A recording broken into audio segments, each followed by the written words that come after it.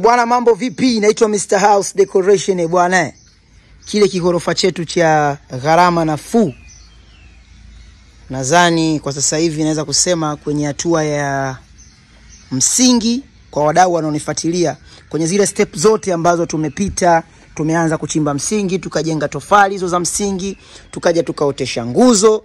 Umeona bwana, tukamwaga zege la kwenye nguzo, na kama kawaida kwa sababu ni ghorofa, nguzo zetu tumesuka nondo 6. Umeona bwana, hii column yetu ina nondo 6. Umeona bimu yetu ndio hii hapa. Umeona bwana, lingi tunatumia nondo za milimita 8 kote. Lakini tumezingatia, sasa tunapanga jiwe. Hili jiwe ni mahususi kwa ajili ya kuanza kumwaga jamvi. Umeona bwana, kwa hapa kuna jamvi ambalo linakuja la moja kwa moja. Na maana jamvi linavomwagwa, linamwagwa na humu kwenye bimu yake, kwenye bimu zake zote ambao kwenye mkanda wa chini, mambo yanakuwa yameishia hapo. Tunavyosema ujenzi wa ghorofa ni gharama. Gharama kwa sababu kila kitu kinataka kiwe sahihi. Yani kwenye kifusi uweke mawe, kwenye lingi ambazo tunatumia R6, huku unaweka nondo za milimita 8 ambazo hizi nazo ni gharama. Kwa sababu ukitumia R6 lingi moja ni shilingi 500. Lakini utalazimika ununue nondo ambayo ni shilingi 10,000, 12,000.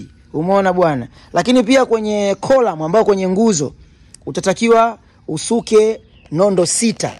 Kama utatumia milimita 12, kama utatumia milimita 16 utatumia nondo 4, ambazo nondo za milimita 16 sasa hivi ni kama shilingi 38, 40 na hivi. Umeona bwana. Kwa ujenzi wa ghorofa unakuwa gharama kuanzia hapo. Lakini pia chini kwenye tofali za msingi unatakiwa uweke tofali za inchi 6.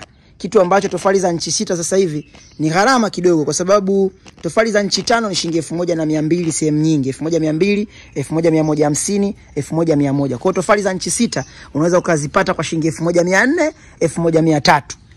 Umeona, tegemea na location, lakini pia nategemea na quality ya tofali. Unanisoma mpaka hapo. Kwa hiyo ujenzi wa ghorofa unakuwa una gharama kwa sababu ya kila kitu kinakuwa kipo special. Yani ujenzi wake unakuwa kidogo kutofauti na nyumba ya kawaida. Lakini tunashukuru Mwenyezi Mungu, bosi wangu amepambana kwa nafasi yake, tumekimbizana mpaka hapa. Kwa wadau wanaofuatilia wanaelewa. Sasa hivi tupo kwenye hatua hii, hatua ya mwisho kabisa kwenye zoezi zima la msingi ya kupanga jiwe. Ili jiwe linalolipanga hapa mwisho wa siku tuje kumwaga jamvi.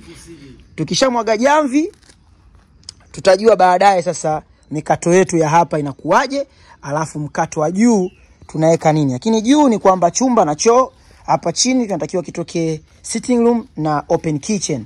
Umeona bwana, hapa chini kunatoka. Kwa kama unahitaji kigorofa simple kama hivi, hii inawezekana, unaweza ukanicheki kama una kieneo. Alafu akili eneo kubwa. Umeona? Hizi apartment nilijenga mimi hizi hapa hizi. Umeona bwana, nilizipaua mimi. Lakini kuna kieneo hichi kimebaki kidogodogo hivi. Umekiona kieneo hiki hapa? Ndio tumecheza nacho hiki. Hiki eneo unachokiona, kieneo hiki. Nikamwambia bosi wangu hiki tusikiache hivi hivi. Unapata kitu hapa. Na kweli kimetoka kitu, alhamdulillah, tunamshukuru Mwenyezi Mungu. Umeona bwana? Kieneo hiki hapa na kuonesha, kwa sababu hivi vieneo mara nyingi sana uaga mabosi zangu mnavisahau.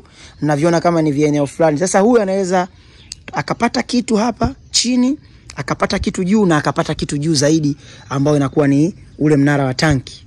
Umenielewa bwana? Kwa hiyo hivi vieneo vidogo vidogo mimi nacheza navyo vizuri, na ninakutolea kitu kama hiki ambacho mwisho wa siku hata kama utahitaji. Kwa mfano hizo zote ni apartments. Hizi ni apartment na hizi ni apartment. Lakini mwenyewe anaweza akafikia hapa akawa ndo kigeto chake, kijumba chake ambacho labda kwa sababu mwenyewe hayupo Bongo. Umeona bwana? Labda anataka kurudi, kijumba chake kinakuwa ni hiki hapa, anafikia hapa, akiondoka anakifunga. Simple tu. Simple house. Simple ghorofa. Umeona bwana? Kwa hiyo ndio hivyo wadau wangu. Usidharau eneo. Mimi naitwa Mr. House Decoration. Don't forget to subscribe.